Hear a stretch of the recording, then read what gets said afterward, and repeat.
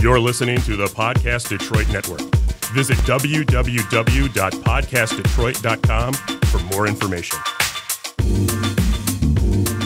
Hello there, and welcome to the Daily Detroit Happy Hour podcast. I'm your host, Sven Gustafson. Today we're coming at you from the Happy Hour at the beautiful Queens Bar in downtown Detroit.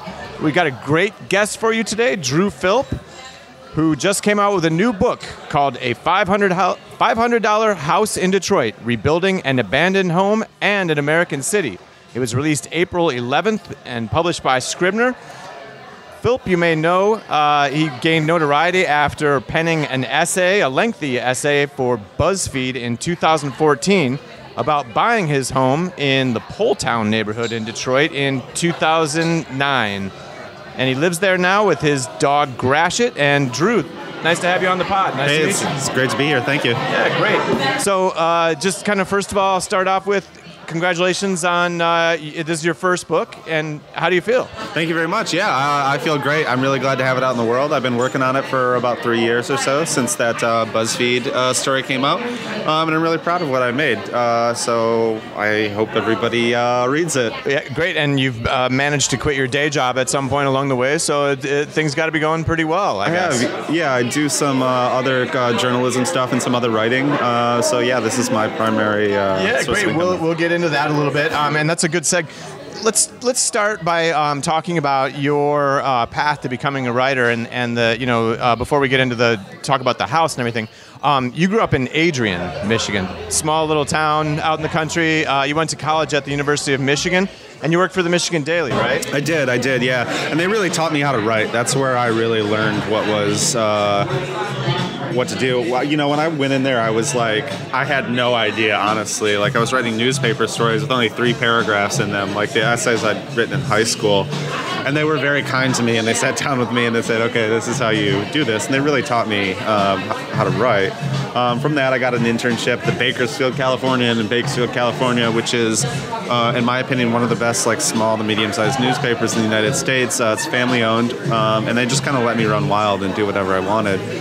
So from that, I was able to kind of begin doing some more magazine stories and written some films for a local company, things like that. Yeah, I want to ask you about that later. And I also wanted to just mention that Dwight Yoakam had a great song about Bakersfield. Did you ever hear that? Oh, yeah, totally. Oh, yeah, Bakersfield, that was I kind of talk about Bakersfield as the Detroit of the West. Isn't it like chemical factories or something there? It was oil and farming. Yeah, but like fertilizer companies. I mean, there's probably something. I don't remember that one exactly, but it's fits in with their MO. They were great. I mean, Bakersfield's great. But the country music out there was fantastic. Yeah, and so you've been doing freelancing for a few years now, I think, right? Yeah, it's been quite a while now. I don't know how many exactly. I've done a lot of stuff. I mean, the classic writers. Worked in construction, worked in bars, worked in restaurants, all that kind of stuff. Yeah, it's all great material for being a writer, right? Yeah, and just you got to pay the bills too. So yeah, I've been doing it for a little while now. So tell us, how did the book deal come together? So after on the strength of that essay, which was super viral, right? I got an agent, and that agent went and sold. I wrote a book pitch, which took me about 6 months or so, maybe a little less, maybe 4. Wrote a book pitch, got it real tight, and then it went to auction. So we took it to a number of publishers, and they purchased that at a live auction, basically. That's great, and Scribner bought a bid on it. They did, yeah. So yeah, them and a number of other companies. Yeah. So let's kind of talk about the house, your home project. Tell us kind of the abridged. I know it's a long story and everything, but tell us the abridged version of how you came to find this house. So when I was graduating college, what was it? I guess I wasn't graduated yet. I moved to town before I was finished with school. I used to actually hitchhike back and forth, which was kind of wild. But I wanted to stay in Michigan.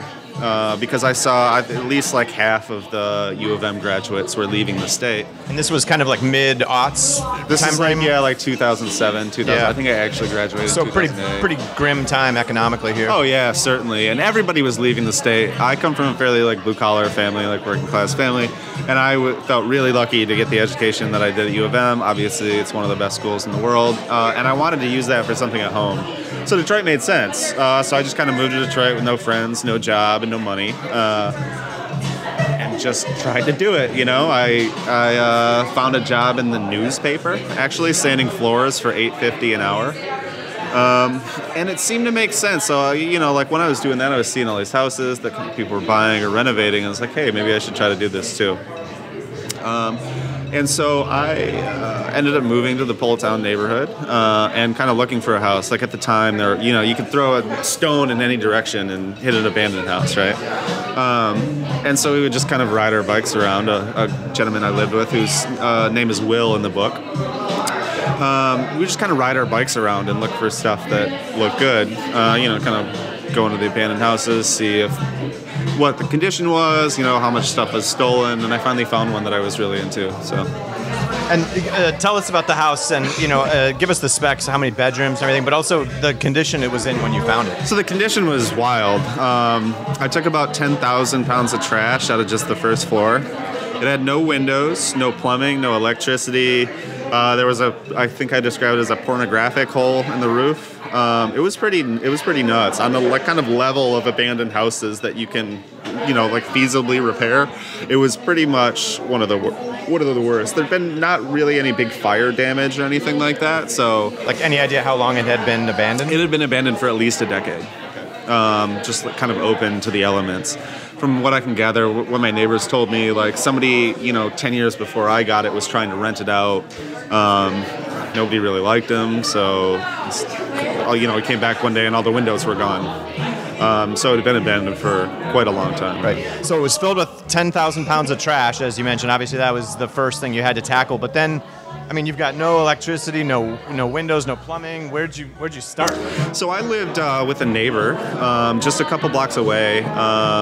This neighborhood in the book I call Forestdale, which is like a very special neighborhood within Poletown. But that's not the real name of the neighborhood, you said, right? It's not the real name of the neighborhood, no. Because, you know, people want to be kind of left alone there. It's like part of my story, so it kind of intersects with this, right? But, you know, people just want to drive their tractors and, you know, raise their kids and farm their stuff. But it's kind of, you know, run loosely by this man, or started by this man named Paul Wirtz, who is a teacher at Catherine Ferguson Academy, which is formerly the school for pregnant and nursing mothers. And he started a farm program there, and he also started a bunch of kind of farming stuff on the east side over there in the neighborhood. So this block was like really populated. There may be like 3 or 4 houses gone on the whole block.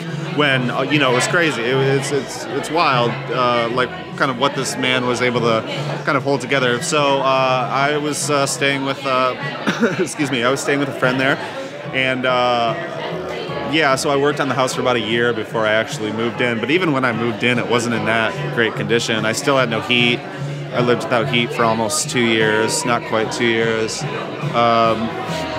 I kind of carved out a little area in the back, like a little studio apartment within the house that I could live in and begin doing it. Because I did it without grants or loans or anything like that. So it was just whatever I could, you know, scrape up from, you know, working at a restaurant and then kind of doing construction or whatever odd jobs on the side to pay for, you know, 100 feet of electrical wire or, you know, a couple sheets of drywall. Right.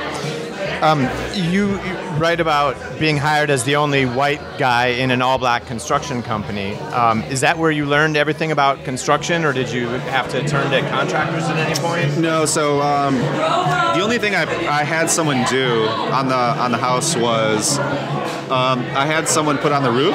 Not because I can't do it, because I've done plenty of roofs, but it was actually cheaper than me and like my buddies doing it. So I could just pay to have it done less expensively. But I come from like I said, I come from a very blue collar background. I think my uncle builds houses, my grandfather builds houses. My father was a machinist and taught machining and built a lot of his own house. So, you know, like when I was growing up, I never saw a plumber or anything like that.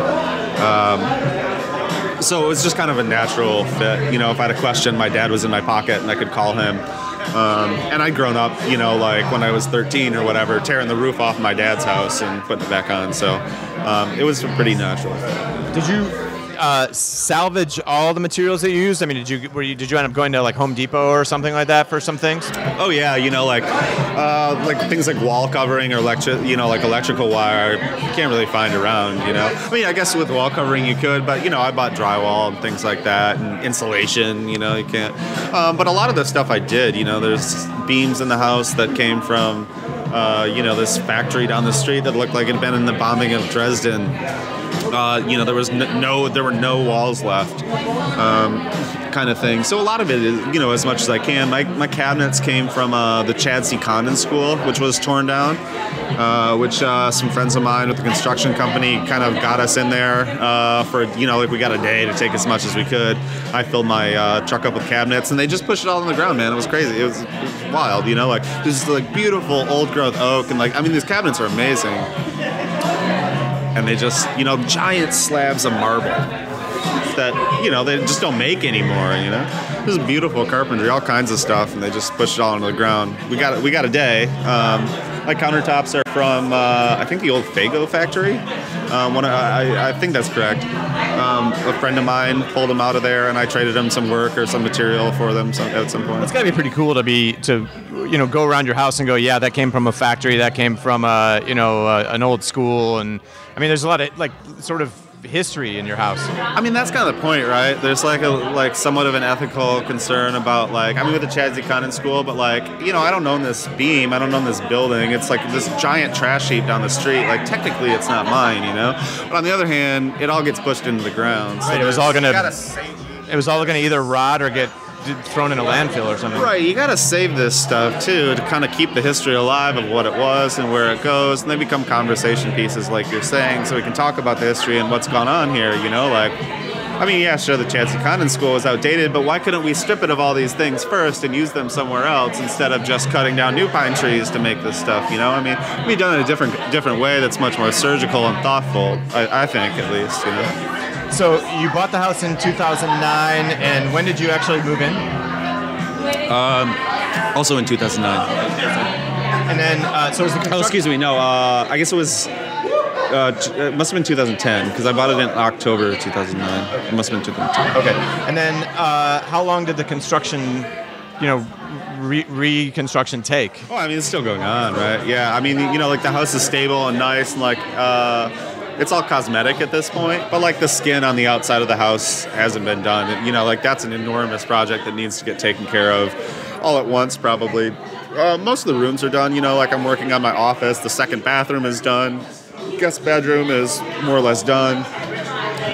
So it's still happening. I'll probably never be done with it. You kind of see little things you don't like, and if you do it all yourself, you end up doing it over. Right. We're talking with Drew Philp. He's the author of the new book, A $500 House in Detroit, Rebuilding an Abandoned Home and an American City, on the Daily Detroit Happy Hour podcast. Also want to give a shout out to Queen's Bar for hosting us today. So you got, two bedrooms in this house, or two bathrooms rather in this house? So there's two bathrooms. One was added later at some point. It's obviously been added onto the house. The house, I believe, was from 1903, if I'm remembering that correctly. It's gone through a lot house, of... I think, right? Oh, yeah. It's gone through a lot of iterations. There's a lot of history there. It's more than 100 years old, so they didn't have, running water. There's probably an outhouse in the back somewhere buried. They didn't have running water. They didn't have lights. I have gas pipes running through all the walls because they didn't have electric lights at the time, right? So the house at one point it's huge. 5 or 6 bedrooms. I can't really tell because it's been so kind of carved up, but there are 3 actual bedrooms right now, an office that was probably 2 bedrooms at one point, and then at one point there was probably another bedroom downstairs adjacent to, it might have been a living room, I don't know what it was, so maybe 4. What's the square footage approximately? That's a good question because I didn't go through any kind of realtor or anything like that. I have no idea. You own it outright. I bought it from the county auction for $500. At the time, it was a live auction where I like held my little bidder sign up, you know. Were you the only bidder? Yeah. Oh, yeah. Yeah, I mean, they were going through pages. Does anybody, you know, there are 20 properties per page or whatever, 12 dozen properties. Does anybody want anything on page 400, you know, 451, whatever? Yeah, so I was the only bidder. But so it's like a lot of these things of like kind of people think they're normal about houses. You know, I didn't even know how to find the address, right? Because there's no like numbers on the house. So you got to figure out, for, you know, like when buying it, I first had to figure out what the address was, you know, and that's how'd you do that? Like look up old plats or something? Like I went out down to like the GIS mapping department at the city, and they made me like a map of the block with the parcel numbers and such, and I was able to figure it out through that. And it's, you know, like there's kind of these weird things about, you know, I didn't know what the address was, right? So I have no idea about the square footage. That's crazy. But it was a Queen Anne style, yeah. Okay. It's like kind of rambling. You know, there's turrets. There's no real central hallway. It's 2 stories. Yeah. It's not a perfect Queen Anne, but it's pretty close. Right. So you've been, you know, building this, working on it, construction projects for like, 8 years almost, going on 8 years now and everything. I mean, just from the strictly construction side of things, would you do it over again if you could go back and relive your life? If I could be 23 again, sure. I don't think my body could take it right now. You know, I put in my time with the no heat and with the kind of, just brutal, hard on your body construction work. It's hard on your lungs. You know, there's all the dust. Well, and you were working without heat in the winters and everything. Oh, yeah. So if I could be young again, sure, I'd do it again. But would I do it now at 30 or almost 31? I don't know. So you're not looking to franchise this model or anything? I don't think so. I mean, it was a great thing to do when I was that point. And my dad and I will probably, there's an abandoned house next to me. And my father and I, if we're able to buy it, I've been trying to buy it for years. The city owns it finally. I've been trying to buy it from them. If I can buy that, we'll probably redo that house. And it's in about the same condition as mine.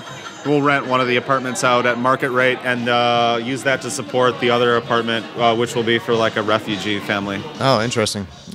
So you've written a lot about this, but I want to let you kind of talk about it, and that is the experience, or what this experience has taught you about the city of Detroit and the neighborhood more specifically. Sure. I mean, you know, I guess when I came here or stayed here or whatever,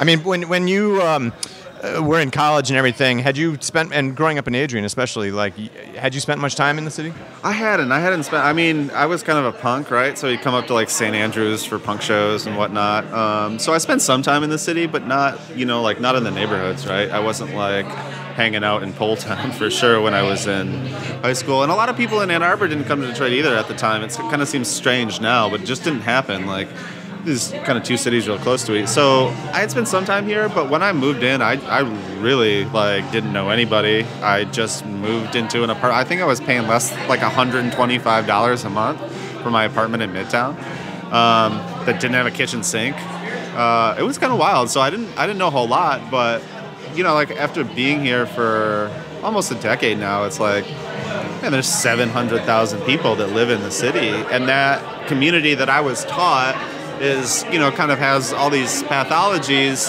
I don't know. I don't think that's true. I think that what I've found, at least, is like this kind of strong, resilient community that's very brilliant and very resourceful and very different than elsewhere, too. I mean, my neighbors look out for me and I look out for them. You know, in a place like New York or Brooklyn, like, you don't even talk to people in the elevator, right? You know, you don't say hello.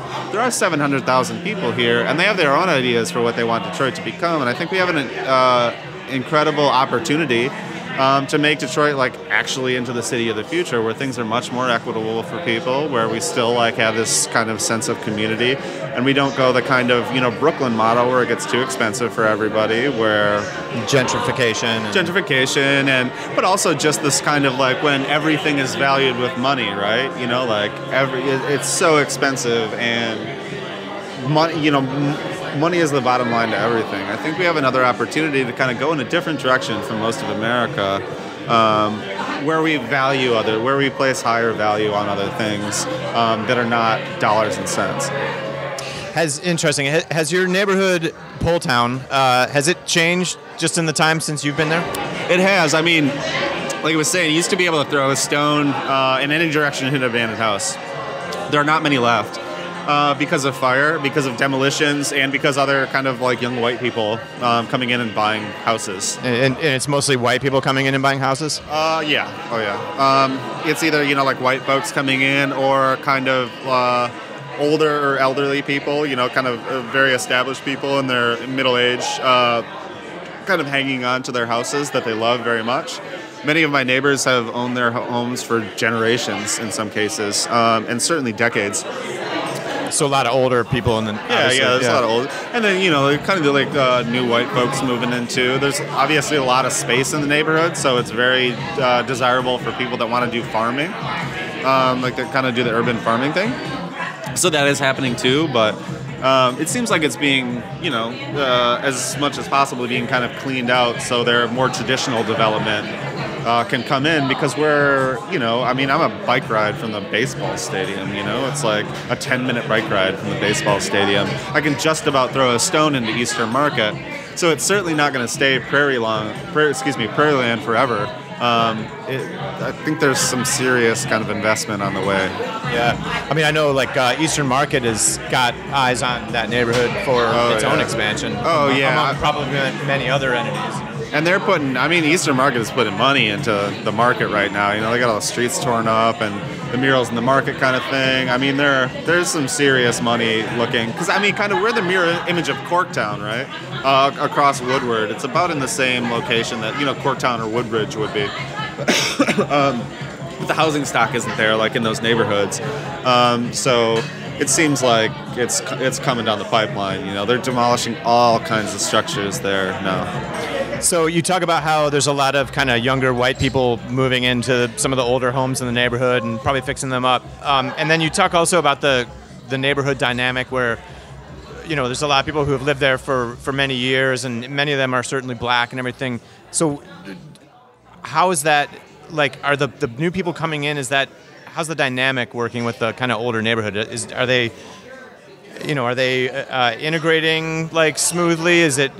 I think for the most part, yes. From what I've seen, and I can only speak for just my neighborhood, I think people are trying really hard to do that. And I don't necessarily know if everybody comes in with that intention or understands what that's going to take, but I think kind of through just conversation, people want it to happen.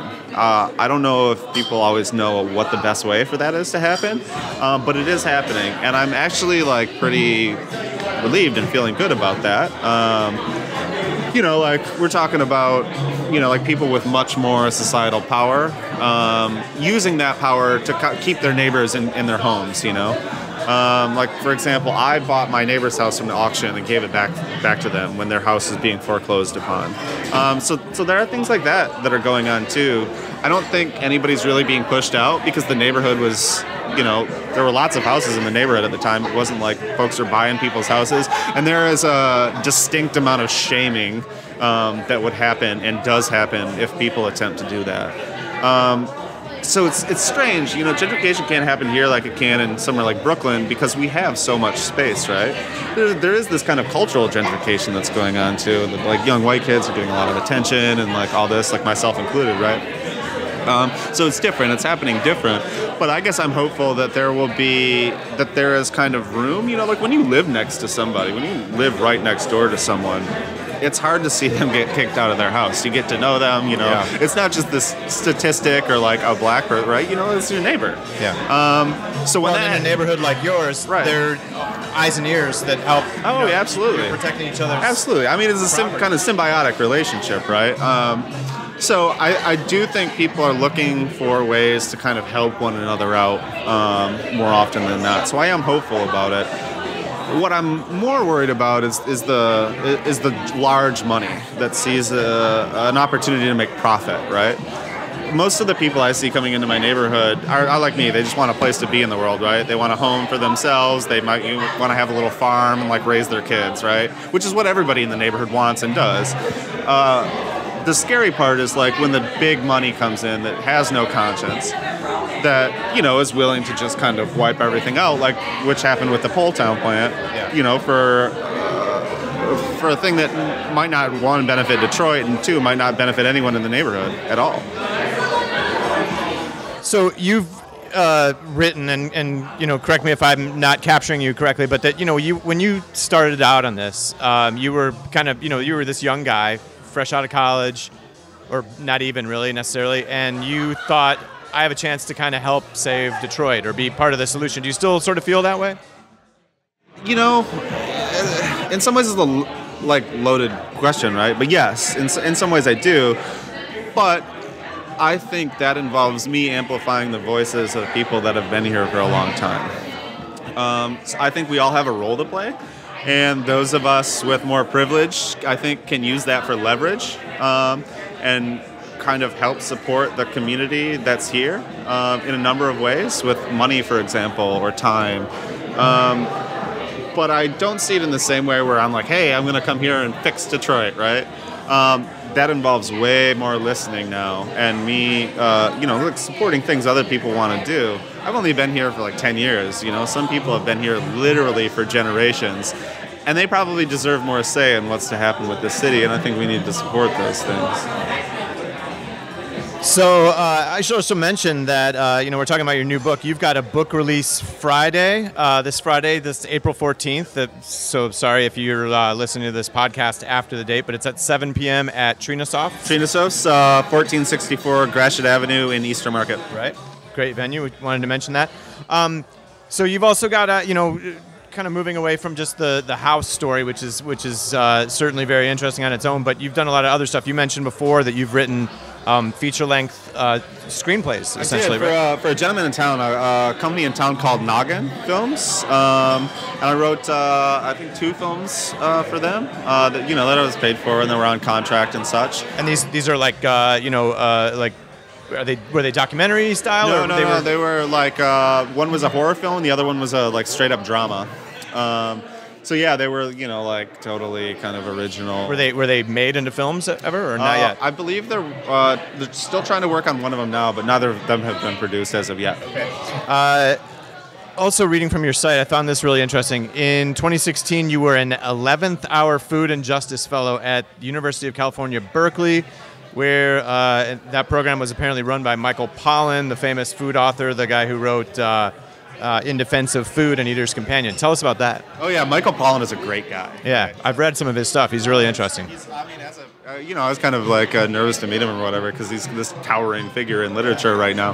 He's a great guy. But he runs, along with some other people, Malia Wallen, and some other editors, run a fellowship at the University of California, Berkeley, about where they give fellowships to young writers and audio producers to work on things concerning food and justice. And I am doing a project where I'm looking at it's looking at kind of Recovery Park Farms, which they're calling one of the largest farms largest urban farms in the United States, which is coming to Poletown, and they have massive plans for expansion. I think they have 105 acres or something. Don't quote me on that one, but it's quite a bit, expanding to 350 in the neighborhood. So it's an enormous farm. That's transformational, yeah. It's huge, yeah. And so my project is looking at that. And other people did projects about all kinds of stuff, veganism in Israel, food fraud, things of that nature. Interesting.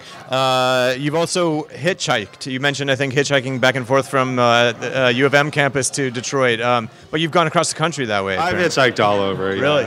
Yeah. It's a nice way to travel, especially when I didn't have any money. I was broke for so long. Yeah, and you don't worry about the safety, I'm a white male. It's not really difficult for me. I had a girlfriend that would hitchhike all over too, by herself. I think it's a really good way to kind of affirm your faith in humanity, because you're standing on the road all day with your thumb out, then somebody picks you up and gives you a ride that you don't know. A lot of times people will buy you lunch, stuff like that. So it's actually a really nice way to get around and to meet interesting people that you probably wouldn't interact with in your daily life, because there's just kind of no way to do it. But yeah, I've gone all over.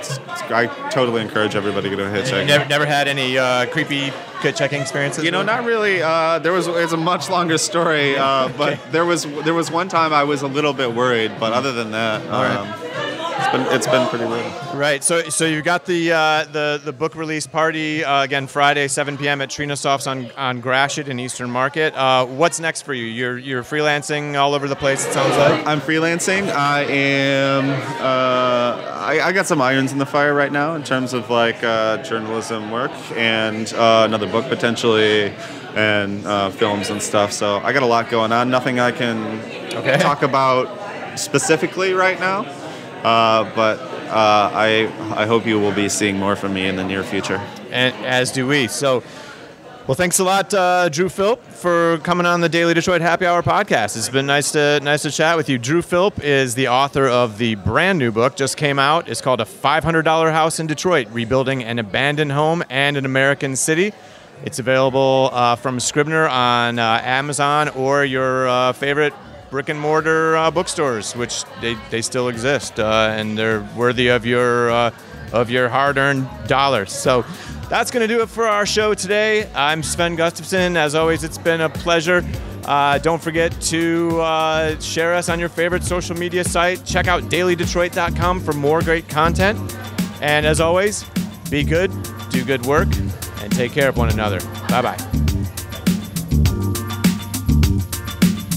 You're listening to the Podcast Detroit Network. Visit www.podcastdetroit.com for more information.